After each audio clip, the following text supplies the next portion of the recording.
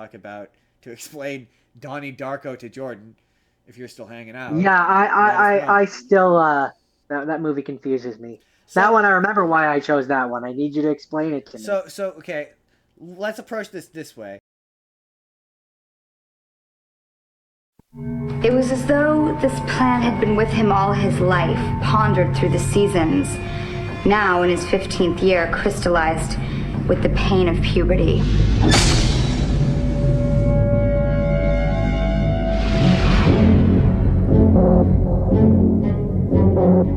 So, why'd you move here? My mom had to get a restraining order against my stepdad. He has emotional problems. Oh, I have those too. What kind of emotional problems does your dad have? I met a new friend. Real or imaginary? Wake up, Donnie. Imaginary. I'm going to tell you a little story today about a young man whose life was completely destroyed by these instruments of fear. I haven't seen stuff. So Donnie Darko, for those of you, just to recap, is Jake Gyllenhaal. He is Donnie Darko, and he is having visions of a rabbit. Word 7893 says the werewolf one, without a doubt. Shit felt like an AI script. Excellent. We are in agreement then, because it is. It's garbage. It's awful. It's probably easily the worst episode. Just hands down and undebatably, in my opinion. Like they slapped the Black Mirror title on it afterwards. Oh my god. I mean, just complete agreement. Validating comments. Very validating. Love the immediacy of that validation. The fact that it happened immediately just feels good. Sorry, I pulled up because I do have an explanation, but so anyway, Donnie Darko. So for those of you who don't have never seen Donnie Darko is about a teenage boy. He's going to high school. He meets a girl named Gretchen, and he is a troubled youth who is taking pills and is having visions of a rabbit who is telling them that the world is going to end in a certain amount of time, and throughout the movie tells him to do stuff like set this child predator's house on fire. And Jordan, what were your questions? Is it real? Yes. Is it all real, or is it him crazy? It is all real. So the movie ends with him going back in time. Who is the bunny? The bunny is the future spirit from the future of the boyfriend who killed basically the sister's boyfriend. Kills Gretchen by running her over, and Frank the rabbit is the boyfriend who Donnie Darko shoots him in the face, and that's why he's why can he time travel? Because this is where the explanation comes in. Okay, so bear with me. This is a bit of text.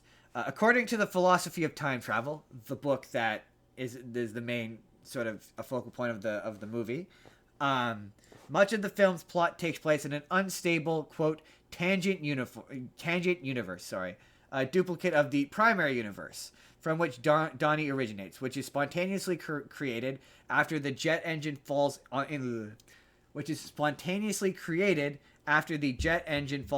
Donnie's room.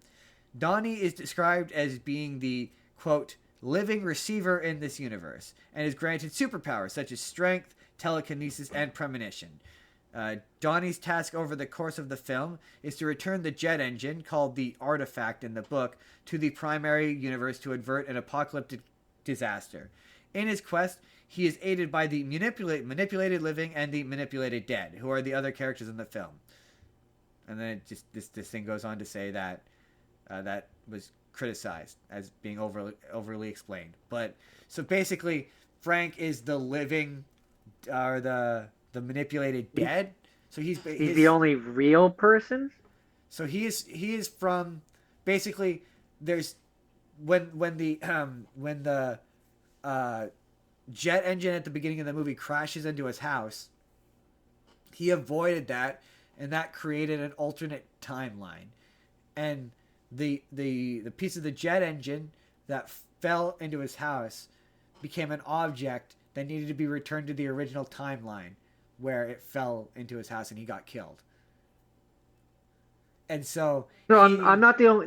Did this? So yes, this movie this is was a notoriously confusing. yes, it is notoriously This was a confusing. confusing mess for you too, right? Yeah, a little bit.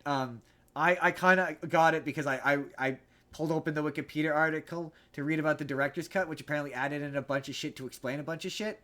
So the idea is basically the ending of the movie. I'm pretty sure the version that I watched was the director's cut, and it still didn't make sense to me.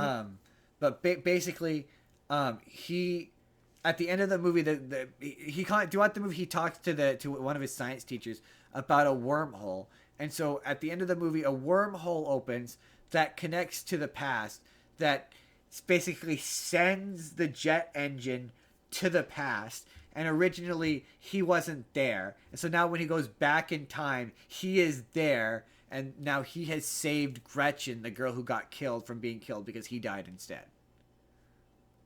The movie is confusing. I don't know what more, but that's the explanation. So yes, it is real. He does go back in time at the end. It's a bad movie, Justin. Its whole thing is that it's confusing. I think the idea is you're supposed to question whether or not it is, but yes, there's a bit at the end where. Word 7893 says, "All around me are familiar faces, worn out faces." Yes, that the ending of the movie, it ends with him sitting on the bed you've seen it, and it plays that song for an extended period of time, as everyone looks sad that he let an airplane jet engine fall on him somehow because it came from the future, but an alternate future. But then that doesn't really, because I read a bunch of Reddit posts about this where they're like, oh, it's a time loop. But it's not a time loop because he dies and it closes the loop. So then how did the jet engine fall in the first place? If did he not send it into, like, it's a bootstrap paradox. It doesn't make any sense. It hurts my brain. It hurts my brain when I try to think about it. It's also a funny movie because it's just a bunch of people. It's Seth Rogen's first movie. Seth Rogen shows up. He's one of the. Is it? Yeah. Did you not notice he's one of the bullies? No, I didn't. That's hilarious. Yeah, he's one of the he's the one of the bullies who show up. They go to the old lady's house at the end, and they're robbing the house, and he pulls off the pantyhose. Yeah, that's Seth Rogen. Oh no, I didn't know that at all. Yeah, it's his very, very, very first movie. Very first movie he ever did. That's random. There's a bunch of people like, hey, this is them before they were famous. Weird. Yeah, it was one of those. When I watched it, when I saw Jake Gyllenhaal, and I was like, he feels like he's too old to be in high school, and I looked it up, and he was like 18 or something. That's funny. He's just one of those kids who just looks older. Yeah. And Maggie Gyllenhaal, his sister, plays his sister. I mean, there's a lot of scenes one of my favorite bits is where they're talking about. Oh, there's no not vulgar way to talk about this, but it was a really funny scene where they're talking about the Smurfs and how all the Smurfs all take turns with Smurfette.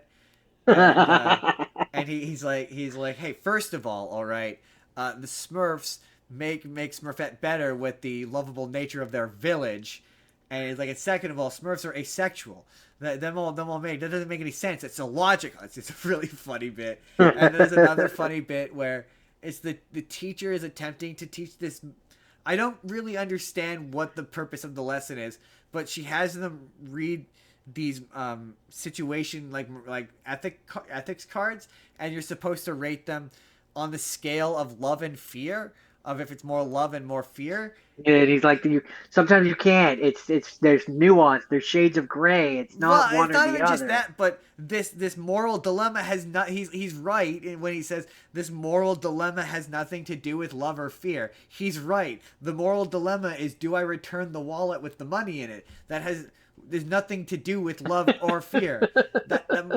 I'm not afraid to give the wallet back. Yeah, I'm not afraid to give the wallet back, and I guess maybe I do love the money, but also I need the money. So that's not really a love. It's more of a need, or a want, which I guess maybe is love, but that's not really love. So again, this ethics question has nothing to do with the lesson. This is not a criticism of the movie. This is a criticism of you, the teacher, in this scenario. And I get it. That's the point. But it's just like, yeah, no, that's not. He's right. What he's saying is correct.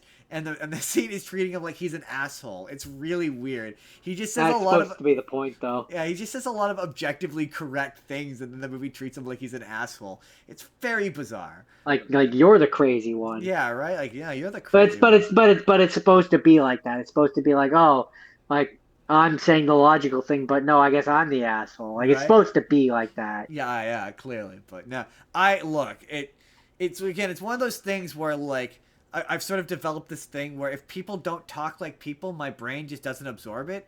And it's one of those movies where like I couldn't tell you much about the dialogue because it's people having conversations in ways that people just don't talk like that. I don't know how else to describe it. My brain just like, if you don't talk like an actual person, I just can't absorb it. I just found that movie very hard to follow. Yeah, it was. Wikipedia was my friend on this one. That's it. That's Donnie Darko.